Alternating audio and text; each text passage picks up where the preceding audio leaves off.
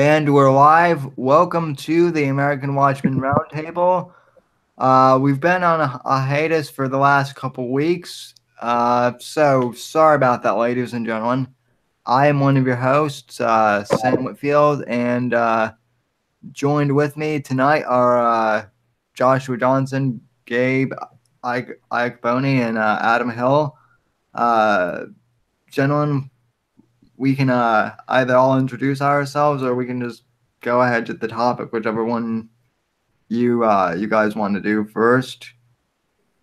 I just want to say before we get going, we should have probably discussed before going on air how we were going to do our introductions, but everybody knows who we are, so. We always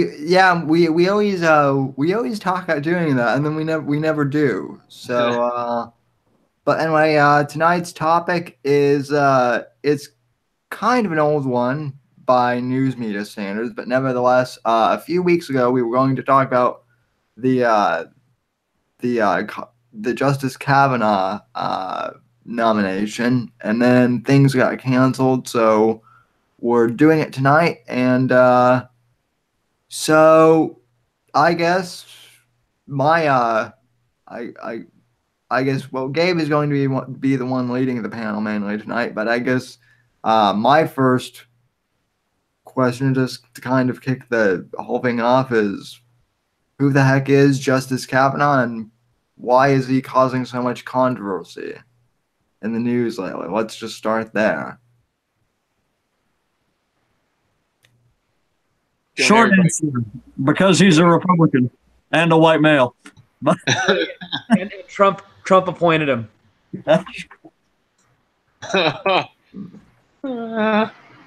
Well, Gabe, since you're heading up the topic, just kind of fill us in about what's going on in the judiciary so far. Well, sure. I mean, I guess I can give a quick background of him. I mean, other than his childhood background, I'll leave that aside for the moment. But basically, Judge Kavanaugh is currently on the U.S. Circuit, the D.C. Circuit Court of Appeals.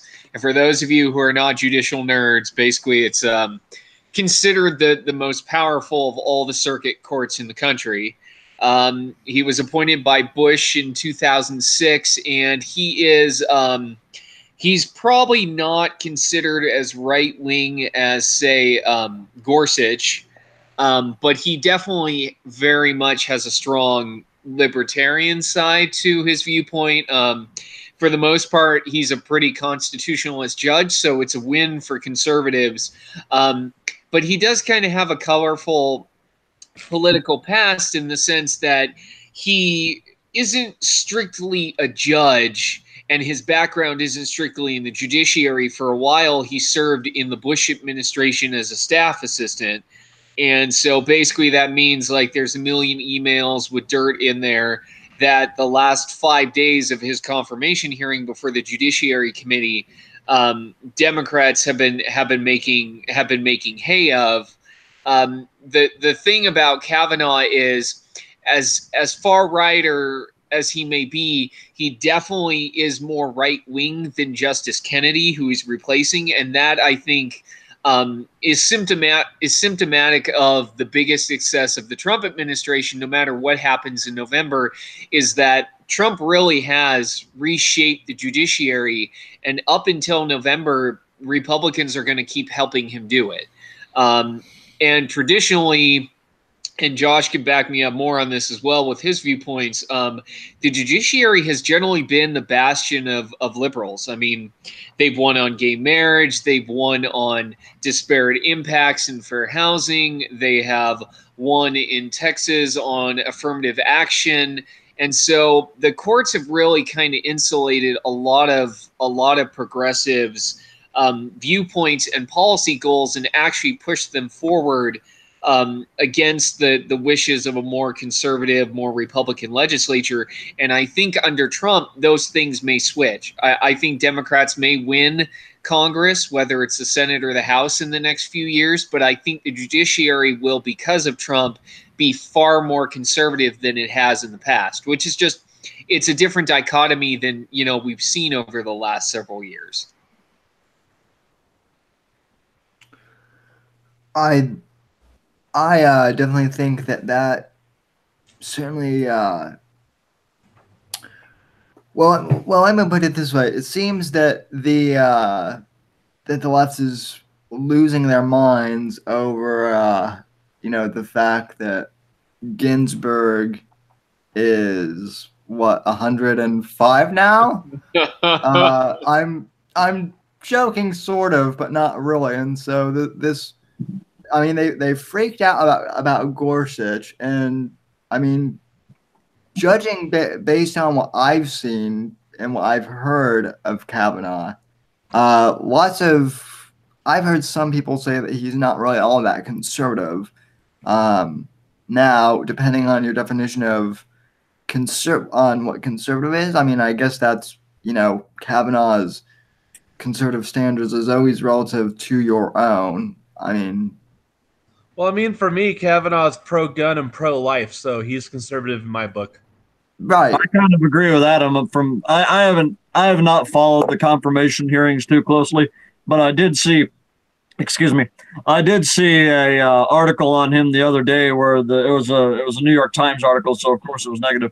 But they were freaking out because allegedly, in an email from his time during the Bush era, he seemed to indicate that he did not believe that Roe versus Wade was irreversible. So he seemed open to potentially reversing that, and I was pretty encouraged by that. So I'd say he's conservative enough. Yeah, and I definitely agree with what you're saying, Sam, about the left just going crazy with him. I mean, like Cory, I don't know if you guys saw Cory Booker. Was that the guy's name? I think it was his name. But he basically had said that he was going to vote no on Kavanaugh before the hearings even started, before even having any facts on him. Just to confirm if it's Booker or not, because I think you're right. But did he have crazy eyes, Adam? Yes. Yeah. Cory Booker. Yeah. Well, I mean, okay, so folks, just be honest. Just to be honest, I mean, the reason why I was kind of stuttering and acting like a blither idiot back there was because I mean, Josh and I know very little about the judiciary branch. I mean, I know a little bit, but I mean, like I said, my whole appeal, whether it be the Gorsuch thing or the Kavanaugh hearing, is just how the left is absolutely freaking out and losing their minds over the fact that they're not going to have a monopoly on the court anymore. And this kind of brings me to something else. Now they're bringing up an incident that happened when Kavanaugh was in high school.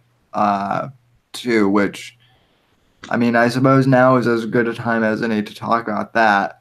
I'll go ahead and say I think it's stupid and it shouldn't mean anything. But of course, the allegation. I mean, the allegation was there's an interesting backstory to it. I read the other day that Feinstein actually I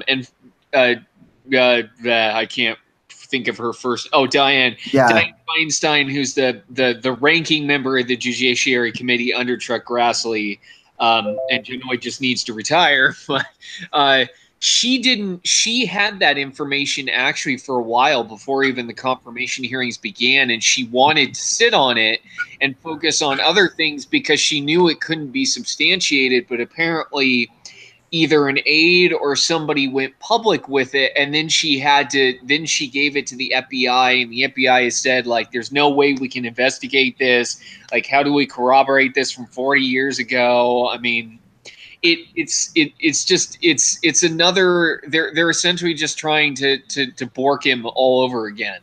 Well, I remember hearing about that, Gabe, and didn't she get that information back in June or July, something like that, Yeah. a few months ago?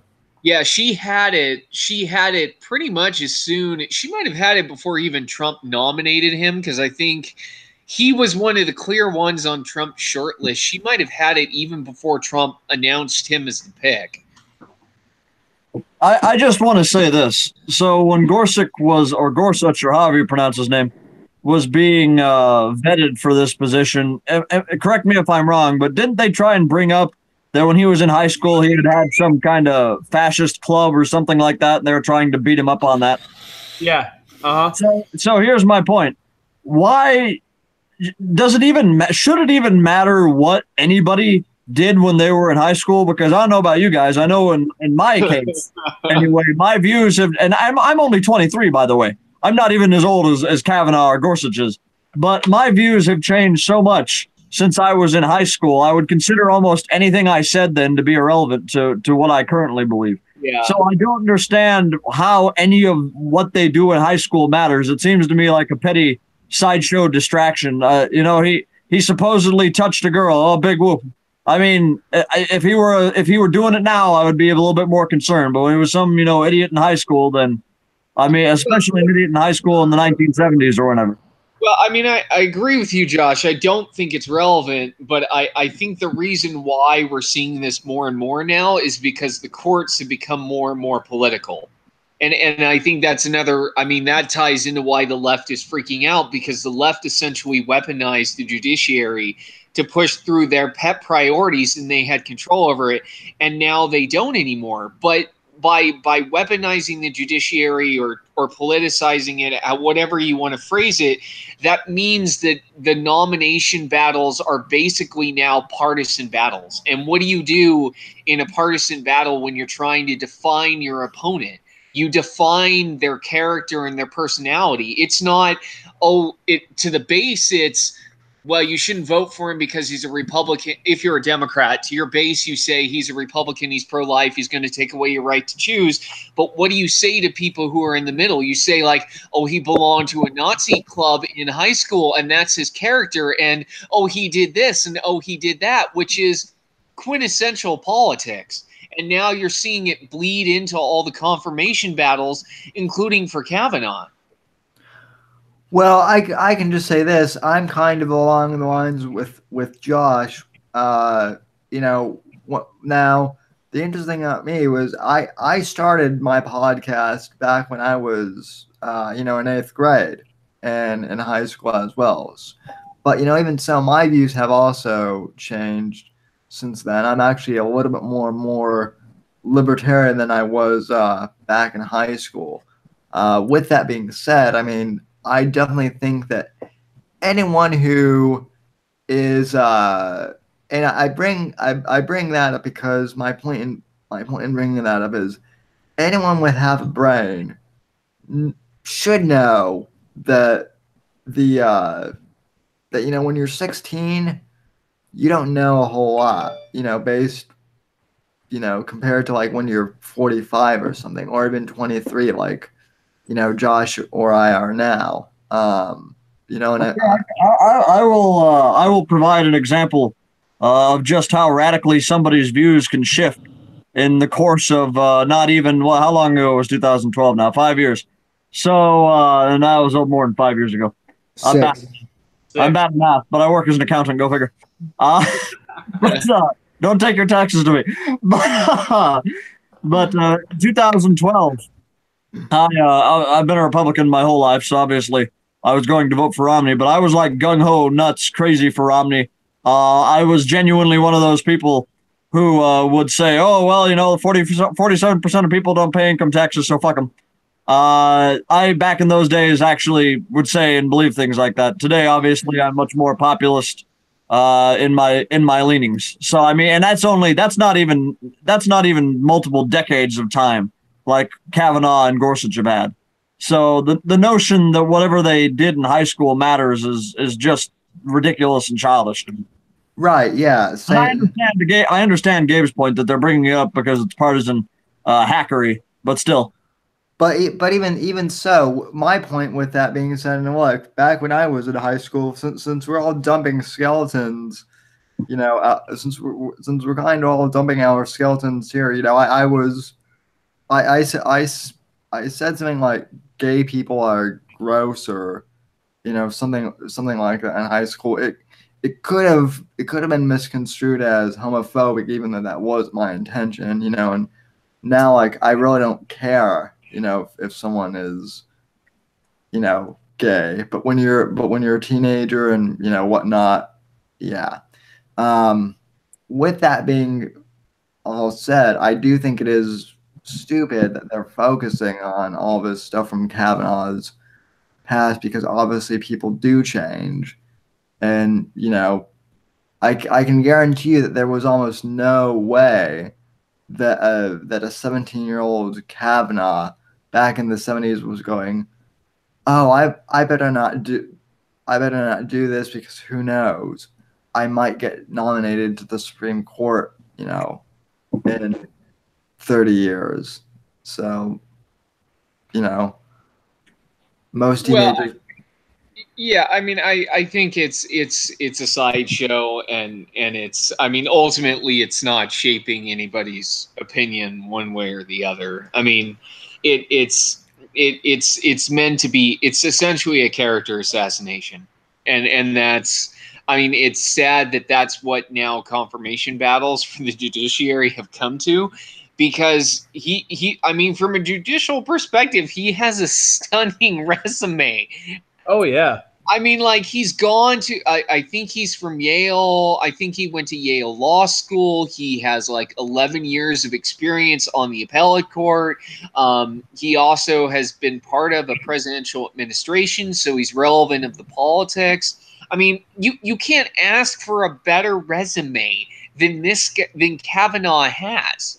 I mean, And on so, top. I mean, on top of that, I mean, he's hired, like, the left is all about women and women's equality and stuff. Kavanaugh has hired so many women as law clerks for him, and all of them say they loved working for him.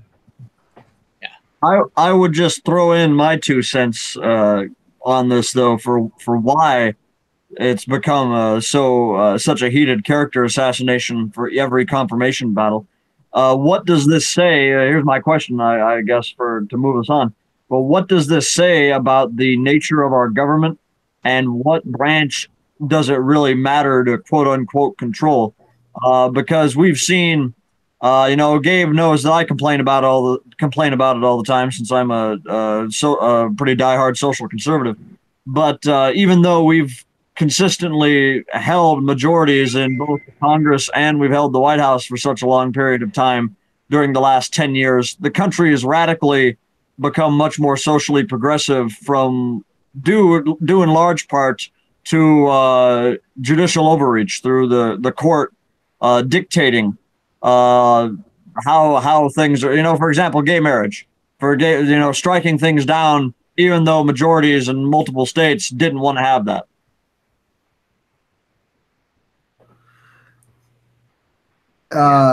Yeah. Did well, I I mean, not finish my question? And I sort of started to ramble near the end there. So, what was your question again, Josh? so, Just so, rephrase it for me. Yeah. so what does this say? The fact that these confirmation battles are so heated and partisan now, what does that say about the nature of our government and where actual power really lies? Because we have you would think since we've had the presidency and the Congress for so long, in the grand scheme of things since the 2000s began, that the country would be much more socially conservative than it is. But that's not the case. So is that why they're freaking out? Well, Wait. Josh, Oh, go uh, ahead, Sam. I'll follow up. what I would just say is, and this might not be directly related to your question, but you did mention kind of how chaotic all these hearings are and whatnot, and I think that goes to show, and I'm going to kind of quote something that Joe Rogan once said on his podcast. So, I don't know if he's the most politically inclined source to quote, but it is interesting because our entire political process has more or less become like a giant reality TV show with the news media, uh, acting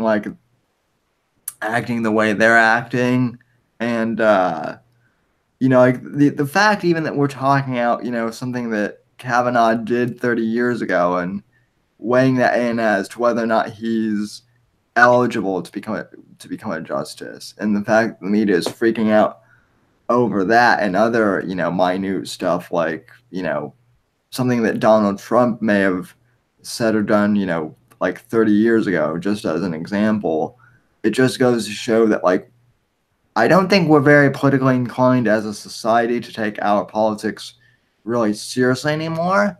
And so perhaps that's why we're not as socially conservative as we should be. Just because we don't take politics seriously as a collective like we used to or like we should. Well, I don't know if I'm gonna I don't know if I'll touch the socially conservative aspect, because I think everybody has a slightly different opinion on that. True. But I will say I think it epitomizes that the courts have the power in our system. And I think that's I think that's a problem. I mean, for example, I think it's a problem when a federal judge in Hawaii can issue an injunction over a presidential order. I mean, if one judge, of which there are hundreds across this country, can override a presidential decision or congressional decision, that's a huge problem in my book, because it means there are thousands of judges across the country who have basically unlimited authority. But to the point of what it says about our system or why the left is freaking out about it, it's because they know. They know the power of the judiciary. They know in a Congress in a country as divided as ours that judicial rulings basically become law or undo laws, and those laws aren't replaced. So you take, for example, like McCain-Feingold. McCain-Feingold has basically been undone over the years, and whether you support that law or you support its undoing, the undoing of campaign finance or not, the reason why there's been no replacement for it is because Congress is divided on whether it should be kept or whether it should be undone, and whether you support campaign finance or whether you oppose campaign finance. But in our country that is so divided on many issues, and I'm not lamenting the fact that our country is divided. Everybody has different opinions about things. It's democracy. What that does, though, is it does in our system where one judge can issue an injunction over the entire country, it basically gives judges almost unlimited power in terms of defining and creating and unmaking policy. And that, in my personal opinion, that's a problem, because it basically then means the judges are making law. And I know that's a conservative talking point, but it's pretty true. So what you're saying is democracy doesn't work. Well, I think that's what I say anyway. Well, I think it needs to be reformed. I wouldn't say it doesn't work. I would just say that systems change and countries change, and their systems of government have to adapt. Well, I mean, I don't want to be this guy, but I'm gonna be this guy. But technically, we're not a democracy. We're supposed to be a democratic republic. Yeah, I know. Republic. A constitutional republic. Yeah, I know. I tried warning you guys that I was going to become that guy. Gentlemen, there's only one real answer to this, and forgive my incredibly crappy impersonation, but the judiciary's attempts on my life have left me scarred and deformed. There is only one answer to save the republic. We must turn it into an empire. But that is something that, like, you kind of hit it right on there. It's like something that's become even more prevalent nowadays, and it's going to get even worse unless we reform it, is legislation from the bench. Yeah. Yeah. The job of the judiciary branch is not to make laws. That would be the legislative, which I am strong. I have been accused of being a legislative supremacist, but I tend to believe that that's where you're going to have the most diverse range of opinions, and it's where it's going to be the most representative of the people. Yeah. Right. Yeah. Yeah. and that's also where I actually do agree with Ben Shapiro on like a lot of this stuff, that I think that congressional gridlock can sometimes be good because it actually forces us to have like discussions on what policy actually is, rather than just doing what Nancy Pelosi said. Well, we need to pass bills to find out what's in them. You So you raise an interesting point though, Sam, because is that solely the fault of our politicians, or there's an old saying, I forget who said it, but people get the leaders that they deserve, or they get the government that they deserve. And to Yeah, the point yeah. that we don't have policy discussions anymore, couldn't you partially say that's because, well, I'm going to go sit on the couch and watch The Apprentice on television and eat some potato chips, and say, to hell with it, let's have some smarty pants and a black robe make all the laws for me. I well, mean, yeah, that's kind of my whole purpose. I mean, that's kind of my whole point. And I mean, one of the things I've talked about for years is how the mainstream media has really become the fourth estate, so to speak, of politics, if you want to think about it. And not to veer too off topic, but I think that that's also why they're freaking out over the rise of independent media, like American Watchmen, or like Cernovich, or like Breitbart, or like Infowars, is because they were kind of the fourth estate of the left and of politics for 40 years. Kind of framing the narrative the way that they wanted to, I and now they don't have that anymore. They actually have competition. I would agree with you on the media being the fourth estate. And this was something I was thinking about when we were discussing this earlier, and I didn't know if I wanted to bring it up in reference to Kavanaugh or not, because I don't think he's really a good example of it. But I'm going to go ahead and I'll raise it anyway and see if Gabe can maybe bounce off it. The part of the reason why the media freaks out so badly over Kavanaugh, the media form part of the permanent political class, of course. The journalists who are up on DC are just as bad as the career politicians who have been in DC for 40 years.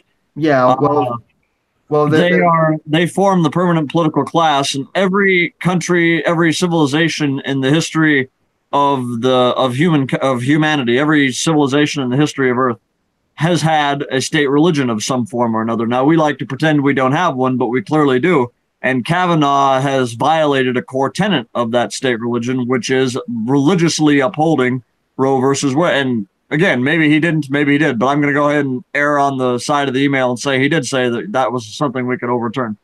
But the very idea that he might have committed this heresy, if you will, against our political elite state civic religion, that he would dare question an individual's right to an abortion, it's like modern day heresy to the political class. It is it's a slap in the face of their the de facto state religion they have. And I think that that's another reason why we've seen it become so contested. I did mention earlier I didn't think Kavanaugh was the perfect example, and that's because the establishment right loves him, but the establishment right are just as bad as the establishment left when it comes to political class. But that's a discussion for another time. yeah, but even so, though, it's interesting that you bring that up, because even though the establishment right is, supposedly, even though they like him, it doesn't really matter, because the left in the media is still portraying him as like an alt right figurehead. I was just now looking through my Twitter timeline, and Alexander Ocasio, yeah, that chick, whatever her name is, she was. Thank you. Yeah, Oh her. yeah. Um, she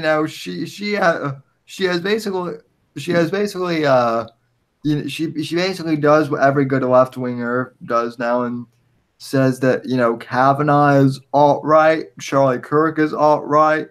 I mean, but basically anyone who has an R next to their name is alt right, and that's you know again, this is a byproduct of Trump derangement syndrome that we're also seeing Well, I think it's a byproduct of Trump derangement syndrome, but I think it's also a recognition of the left of exactly that they have created the monster that they're now suddenly facing. They expected, for example, they expected Hillary Clinton to be president. And so they really did not see this monster, at least the monster in their minds, coming down the pike. And it's not just Kavanaugh. It's Trump has like 100 nominees lined up for the bench that he's putting on, and these are not left wingers by any stretch of the imagination. They may not be as distinguished in terms of their resumes as Kavanaugh, but they are by no means left wingers in any stretch of the imagination. And because now the judiciary has become politicized, the judiciary is the final answer on things. And that used not to be the case. And that's why they're scared, for lack of a better term, shitless, because they have no alternative. Right. And the media knows that. The media won't say that, but the media knows it. And to your point, Sam, and your point, Josh, I agree. It is why the media is trying to do the same character assassination of Kavanaugh that we have seen Democrats try to do with him. But again, literally on paper, there is no better Supreme Court nominee I can think of in recent memory in terms of how qualified they are for the bench. Maybe other than John Roberts. And I don't even think his resume looked as good on paper as Kavanaugh's does. I mean, we've moved past the point with the judiciary where it's based on qualifications, and it's just bare naked politics. That's all it is. And character assassination is just part of that kind of politics now. I mean, I think it's the new normal, unfortunately. Since we are approaching the almost 10-minute mark to 9 Central here, I want to kind of play devil's advocate and ask Gabe or Adam or anybody else, but Gabe brought the libertarian point up initially, so I'll ask him specifically. I'll play devil's advocate here for some of the Democrats anyway. I use that term very, very sparingly because it seems like the vast majority of outrage over Kavanaugh seems to be over social issues, over the idea that he's going to roll back the liberal social consensus. But I will play devil's advocate in saying, and this goes for Gorsuch and all the other nominees that the Heritage Foundation submitted to Trump as well, slightly. But as Gabe and everybody here knows, I tend to be a bit more populist economically. I tend to advocate for the working man quite a bit. But should we be concerned? Because you mentioned he had a libertarian streak. Should we be concerned that that working people are going to be negatively impacted by this new era we seem to be entering with the court or not? I am a huge Trump supporter and I support every one of his nominees for the Supreme Court. But I do sometimes in the back of my mind have that worry going off because I also know that all of these nominees were people the Heritage Foundation has sort of lined up and stuck on his desk. Well, I mean, I guess if you are you referencing like overturning specific laws, campaign finance reform springs to mind immediately. I'm not a fan of Citizens United, but you kind of touched on that earlier. I think Kavanaugh's views on something like campaign finance and maybe the recent court decision that overturned unions' compulsory dues. I think Janice. I think he's more closer to the other four judges on things like that. So if you view that as negative for workers, I think that would be a negative under that perception. But I don't think he's deliberately going to go out of his way to look for things to labor laws to overturn. I think Kavanaugh's resume more, and based on it, what I know of his judicial history, I think he's more restrained, like Roberts, in terms of what his decisions will be. Gorsuch is not so much like that. Gorsuch is more broad in his scope and his wording of his decisions. Which is why I think, if anything, like on a social issue over gay marriage, abortion, whatever it may be, I think those things might be chipped away at. I don't think they'll ever be overturned. I guess I answered sort of two questions in that instead of one. No, I mean, I kind of made sense to me. Josh, you were the one that I asked thought it was a satisfactory answer. That's why I didn't say anything. But I don't know. I kind of disagree in the sense that I hope, it's always it's idealistic, of course, but it's always my hope that we'll get Roe versus Wade overturned at least. But yeah, I mean, and I think I can see that happening at some point in the future. I don't think it'll never happen because the pro-life movement has been gaining traction across party lines, interestingly. Well, not with the Democrat base and the leadership, of course, but with your average run-of-the-mill Joe Blow. well, Democrats. you So if you look at the polling on social issues, it is the one issue where it seems like the conservatives have actually been doing well over the past 10 years on the pro-life cause. well, and I think that's because we're getting information out more and more, and people. I think a lot of people didn't actually know what abortion was. If you can believe it or not, I don't think they fully understood what it was. I also think it's interesting that you bring that up, Josh, because I think the Me Too movement is kind of falling just as fast as it kind of rose because I don't know if you guys saw this, but it was recently discovered that Asia Argento or whatever her name is, Anthony Bourdain's now ex-girlfriend, and kind of one of the co-founders of the Me Too movement, was discovered to have molested like a 17-year-old boy on the set of one of her movies. So, so she was kind of being a hypocrite. Now, what does the Me Too movement have to do with, the pro-life movement?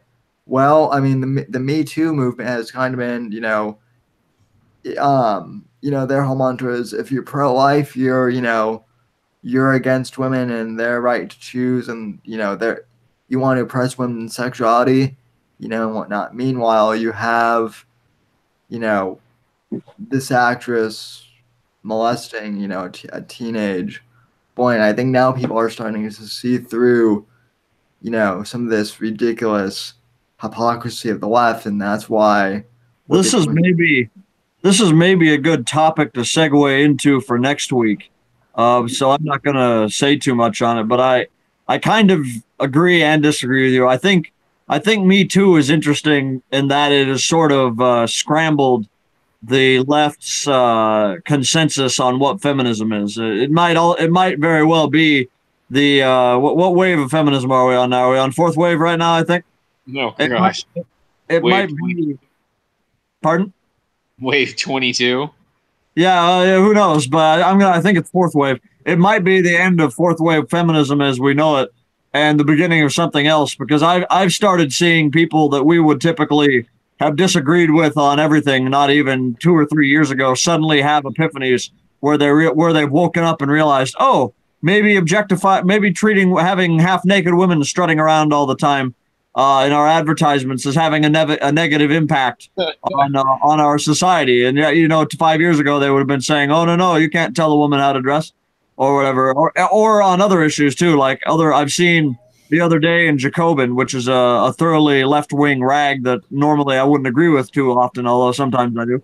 And they had a piece that was fascinating because it demanded to know why our society has become so, the term they used was anti-natalistic, but more accurately, it's anti-baby. And they demanded to know why women were being told that they need to be forcing themselves into careers and rejecting their femininity. And this coming from frickin' Jacobin, a socialist magazine of all places. So I think Me Too is interesting, and that it may sort of be the foundation under fourth wave feminism finally collapsing under all the illogical positions they've taken over the years. And it's interesting. You might see, I think, maybe in the next generation or so, the quote unquote feminists will be conservatives who actually stand up for a woman's right to have a child and a woman's right to be modest and a woman's right to choose her family in the home over trying to aggressively pursue a career at the expense of all else. Yeah, I certainly agree, and I do agree that this would be an interesting topic for next week. So, uh, unless there are any other points that you guys want to make, I think that just about does it for the show. And I think that well, the last point I'll just make is, unless anybody disagrees, I think it's pretty much a done deal. Kavanaugh is going to be the next Supreme Court justice. I think it's just a question of what do we have to, what fireworks are we going to see? I would agree. I think I'm really looking forward to. I don't want to be morbid. I think we've had to have this conversation multiple times every time she comes up on this show. But I'm really looking forward to the prospect of when Ginsburg is replaced, just because of the whole mythology they've built up around her over the last few months. I was in Barnes & Noble the other day, and I saw they have a freaking Ruth Ginsburg comic book now right up in the front of the store. And it really is. It's a graphic novel of her life, and it was ridiculous. But it'll be interesting to see, because I think that'll be if you thought the left's outrage was bad these last two times, just wait until the time comes to replace Ginsburg. This will be nothing. Oh yeah, I know, and I just want to say I find hilarious that they made a graphic novel about Ginsburg, because if there's anything that the young and hip kids love, it's a 105-year-old Supreme Court justice. So you want to know the funny part about it, Sam? Sure. It was on. So if our listeners, I don't know, maybe I'm the last man on earth who still prefers to go to the brick and mortar Barnes and Noble stores. No, I prefer that myself. I like having the physical. I don't like digital books. I just never have. I like the physical copies, and I like going into the store to browse. But anyways, so when you go to Barnes and Noble, you go up and they have the counters up at the front, and then behind the counters they have some magazines and stuff like that. Yeah. They had this Ruth Bader Ginsburg graphic novel. They had a graphic novel about an old, elderly, decrepit woman right next to a Playboy magazine. So it was kind of funny. I couldn't help but laugh at it a little bit. Yeah, that is funny. So, yeah. In a strange way, I think she would approve, the flower child that she is. Well, she probably wants to get buried next to Hef or something, even though I think he's buried to Marilyn Monroe. So, even a dead woman beat her to the punch for that. So, but I don't know. At any rate, though, I think that just does it for this week's episode. And folks, please go to AmericanWatchmen.org and leave us feedback and read our articles, even though we're not posting many of those. But anyway, and you can follow us at @A_Watchmen on Twitter. And thanks for watching and or listening. And we'll see you next week.